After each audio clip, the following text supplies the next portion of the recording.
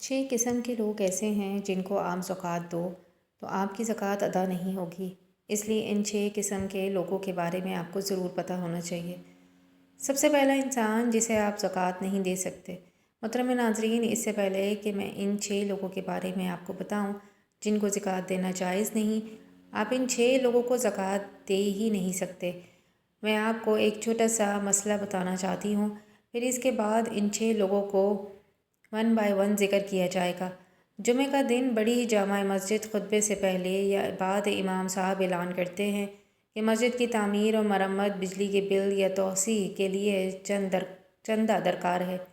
لوگ جذبے میں آ کر جیب سے رقم نکالتے ہیں اور بعض حضرات نیت کر لیتے ہیں کہ یہ میری زکوٰۃ ہے۔ یہاں ایک بنیادی شرعی نقطہ سمجھنا ضروری ہے۔ قرآن مجید میں زکوٰۃ کے مسافر واضح کر دیے گئے ہیں اور فقہائے امت کے تصریح کے مطابق مسجد کی تعمیر یا اس کے اخراجات یا اس کے مصرف میں شامل نہیں۔ زکوٰۃ کی ادائیگی کے لیے شرط ہے کہ مال کسی مستحق فرد کی ملکیت میں دیا جائے۔ مسجد ایک عمارت ہے، کوئی فرد مستحق نہیں، اس لیے مسجد کی اینٹ، سیمنٹ، پنکھے یا قالین پر زکوٰۃ خرچ کرنے سے فریضہ ادا نہیں ہوتا۔ البتہ یہ بات بھی واضح رہے کہ مسجد پر چندہ دینا بے حد اجر و ثواب کا کام ہے۔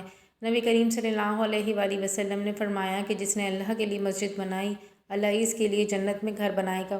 لہٰذا مسجد کے لیے عام صدقہ عطیہ یا چندہ دینا یقیناً باعث ثواب ہے۔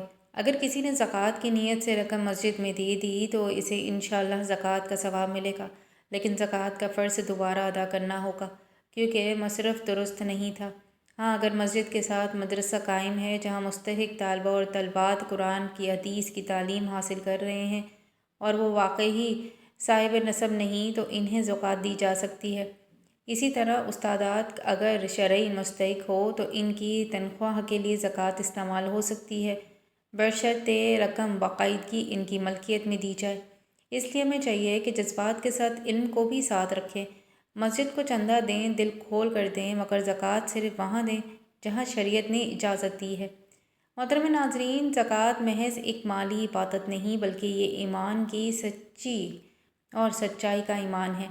یہ مال کی طہارت ہے، یہ دل کی پاکیزگی ہے۔ قرآن مجید میں اللہ تعالیٰ نے صاف اعلان فرمایا ہے، یعنی زکوٰۃ کے مصرف و متعین ہے، ہر شخص کو دینا جائز نہیں۔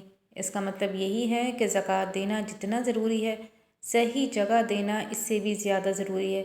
نبی کریم صلی اللہ علیہ وآلہ وسلم نے فرمایا، اللہ پاک ہے اور پاک چیز ہی قبول فرماتا ہے۔ اگر مال صحیح مصرف میں نہ دیا جائے تو وہ عبادت قبول کے معیار پر پوری نہیں اترتی۔ اس لیے فقہائے کرام نے بڑی وضاحت کے ساتھ ان لوگوں کی فہرست بیان کی ہے جنہیں زکوٰۃ دینا جائز نہیں، چاہے وہ رشتہ دار ہی کیوں نہ ہوں۔ بعض اوقات انسان جذبات میں آ کر قریبی لوگوں کو زکوٰۃ دے دیتا ہے، مگر شریعت کا اصول جذبات پر نہیں بلکہ احکام الہی پر قائم ہے۔ محترم ناظرین، پہلا طبقہ وہ ہے جس سے ہم پیدا ہوئے، یعنی کہ والدین اور اوپر کے تمام اصول، ماں باپ، دادا دادی، نانا نانی اور ان سے اوپر تک، ان کو زکوٰۃ نہیں دی جا سکتی۔ اس کی بنیادی وجہ یہی ہے کہ ان کا ناک اور نکتہ اولاد پر فرض ہے۔ اگر وہ محتاج ہوں تو ان کی کفالت کرنا اولاد کی ذمہ داری ہے، نہ کہ زکوٰۃ کے ذریعے اس ذمہ داری سے نکالنا۔ فقہائے حنفی میں اس مسائل پر واضح تصریح موجود ہے کہ اصول کو زکوٰۃ دینا جائز نہیں۔ اس میں حکمت یہی ہے کہ زکوٰۃ فریضہ ہے، جبکہ والدین کی خدمت اور کفالت ایک مستقل شرعی ذمہ داری ہے جسے زکوٰۃ سے بدلا نہیں سکتے۔ دوسرا طبقہ وہ ہے جو ہم سے پیدا ہوئے، یعنی کہ اولاد اور ان کی اولاد، بیٹا بیٹی، پوتا پوتی، نواسہ نواسی، ان سب کو بھی زکوٰۃ نہیں دی جا سکتی۔ وجہ وہی ہے، ان کا خرچ باپ پر لازم ہے۔ اگر بیٹا غریب ہو تو اس کی مدد کرنا باپ کی ذمہ داری ہے، نہ کہ زکوٰۃ دے کر فرض سے سبکوش ہونا۔ یہی حکم پوتا پوتیوں تک جاری رہتا ہے۔ فقہی اسے فروغ کہتے ہیں اور اصول اور فروغ کو زکوٰۃ دینے کی معاونت پر امت کا اجتماع ہے۔ تیسرا مسئلہ میاں بیوی کا ہے۔ شوہر اپنی بیوی کو اور بیوی اپنے شوہر کو زکوٰۃ نہیں دے سکتی۔ اس کی وجہ بھی مالی ذمہ داری کا نظام ہے۔ شوہر پر بیوی کا نفق فرض ہے، لہٰذا وہ اسے زکوٰۃ نہیں دے سکتا۔ بیوی اگر مالدار ہو تو وہ شوہر کو زکوٰۃ نہیں دے سکتی، کیونکہ ازواجی رشتے میں مال کی ایک نوع کی شرکت اور نفق کی ذمہ داری موجود ہوتی ہے۔ البتہ بعض فقہی مذہب میں بیوی کا شوہر کو زکوٰۃ دینا مخصوص صورتوں میں جائز قرار دیا گیا ہے، مگر حنفیٰ کے نزدیک احتیاط یہی ہے کہ نہ دی جائے۔ چوتھا طبقہ امیر کا ہے۔ امیر سے مراد وہ شخص ہے جو صاحب نصب ہو۔ نصب کی مقدار چاندی کے اعتبار سے 52.5 تولہ، اور اگر کسی کے پاس اتنا مال ہو، خواہ وہ نقدی کی صورت میں ہو، بینک بیلنس کی شکل میں ہو، سونے چاندی کی صورت میں ہو یا تجارت کے مال کی شکل میں ہو، تو وہ صاحب نفس اور اس زکوٰۃ دینا جائز نہیں۔ زکوٰۃ کا اصل مصرف وہ ہے جو محتاج اور فقیر ہو۔ پانچواں مسئلہ غیر مسلم کا ہے۔ زکوٰۃ ایک خالص اسلامی عبادت ہے۔ اس کا مصرف بھی شریعت نے مسلمانوں میں محدود کیا ہے۔ فقہاء کرام کی اکثریت کے نزدیک غیر مسلم کو زکوٰۃ دینا جائز نہیں، کیونکہ قرآن نے مصرف کو مسلمانوں تک محدود کیا ہے۔ ہاں نفلی صدقہ ہو یا خیرات اور انسانی ہمدردی کی بنیاد پر مدد کرنا جائز بلکہ باعث اجر ہے۔ چھٹا طبقہ ہے سعادت کا ہے، یعنی وہ لوگ جو نبی کریم صلی اللہ علیہ وآلہ وسلم کی اولاد میں سے ہوں۔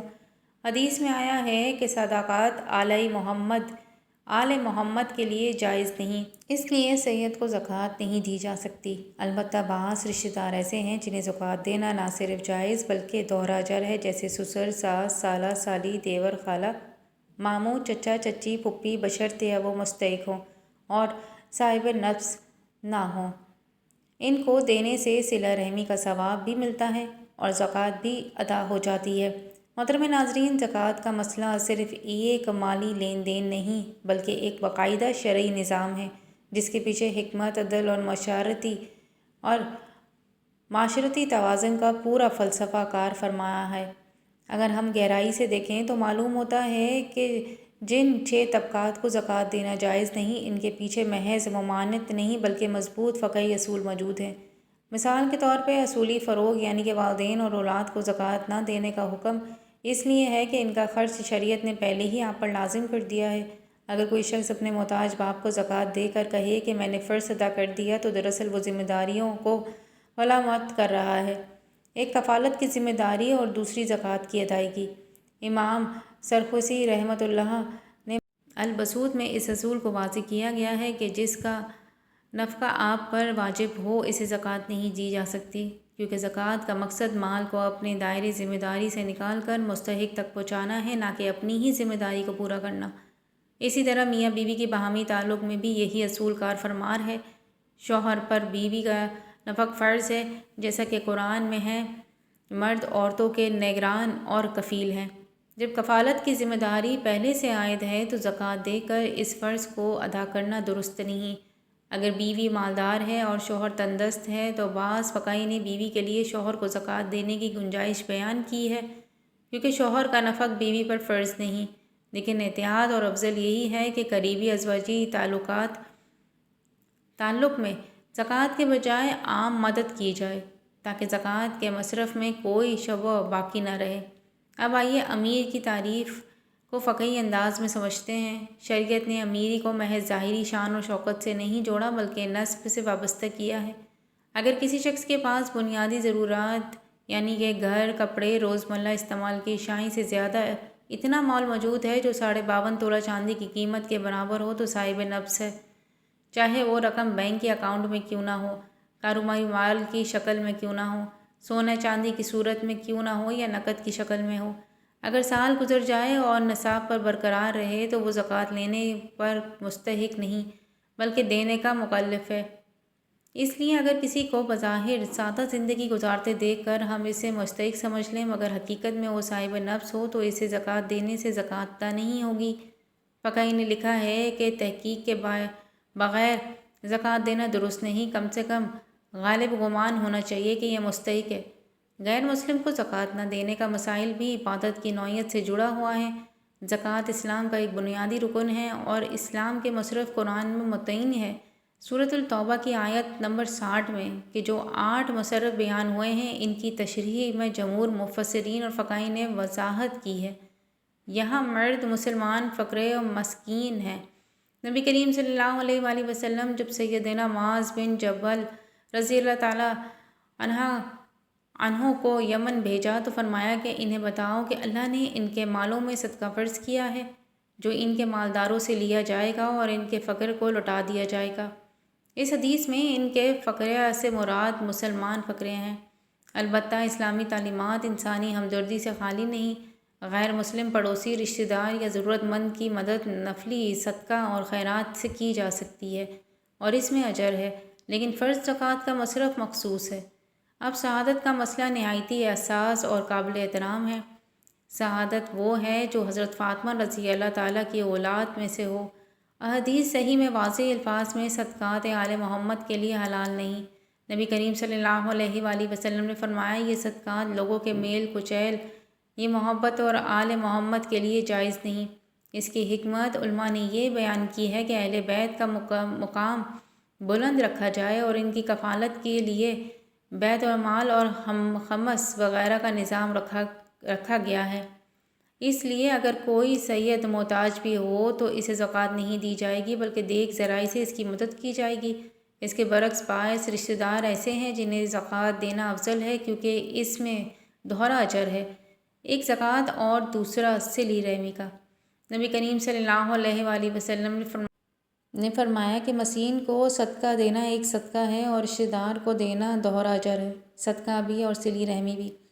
چنانچہ سسر، ساس، سالہ، سالی، دیور، خالہ، ماموں، چچا، چچی، پھپھی اگر یہ صاحب نفس نہ ہو تو واقعی مستحق ہو تو انہیں زکوٰۃ دی جا سکتی ہے، بلکہ پہلے ان کا حق بنتا ہے۔ محترم ناظرین، اب ذرا اس مسئلے کو عملی زندگی کے زاویے سے دیکھتے ہیں، کیونکہ اصل آزمائش وہی ہوتی ہے۔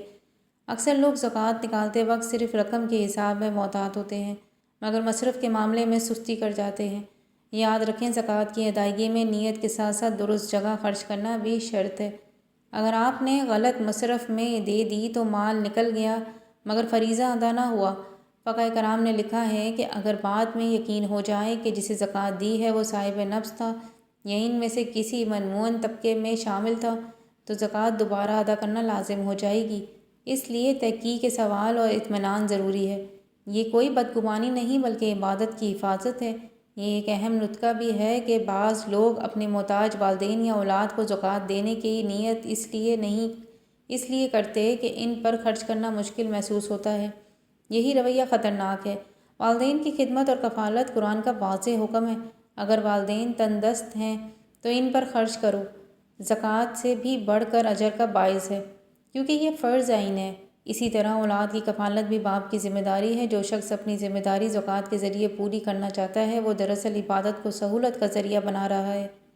جب عبادت قربانی مانگتی ہے، امیر اور صاحب نفس کی پہچان میں بھی ہمیں جذباتی نہیں بلکہ اصول ہونا چاہیے۔ بعض لوگ ظاہری سادگی کی وجہ سے خود کو مستحق ظاہر کرتے ہیں، مگر ان کے پاس سونا، پلاٹ، کاروباری مال اور یا بینک بیلنس نفس سے زیادہ ہوتا ہے۔ اگر کسی کے پاس 52.5 تولہ چاندی کی قیمت کے برابر مال موجود ہے اور اس کی بنیادی ضرورت سے زیادہ ہے تو وہ زکوٰۃ لینے کا حقدار نہیں۔ آج کے دور میں چونکہ چاندی کی قیمت نسبتاً کم ہے، اس لیے نصب کی حد جلد پوری ہو جاتی ہے۔ اس وجہ سے تحقیق اور بھی ضروری ہو گئی۔ اگر شک ہو تو براہ راست پوچھنے کے بجائے کسی معتبر ذریعے سے معلوم کیا جا سکتا ہے۔ غیر مسلم اور سید کے مسئلے میں بھی ہمیں توازن رکھنا چاہیے۔ غیر مسلم پڑوسی اگر بھوکا ہے تو اسلام ہمیں بے حسی کا اجازت نہیں دیتا، لیکن مدد نفلی صدقے سے کی جائے، زکوٰۃ سے نہیں۔ اس طرح اگر کوئی سید تنگ دستی میں ہے تو اس کی عزت نفس کا خیال رکھتے ہوئے اس کے ہدیہ یا عام مالی تعاون دیا جائے، کیونکہ شریعت ہی اس کے لیے زکوٰۃ کو ممنوع قرار دیا گیا ہے۔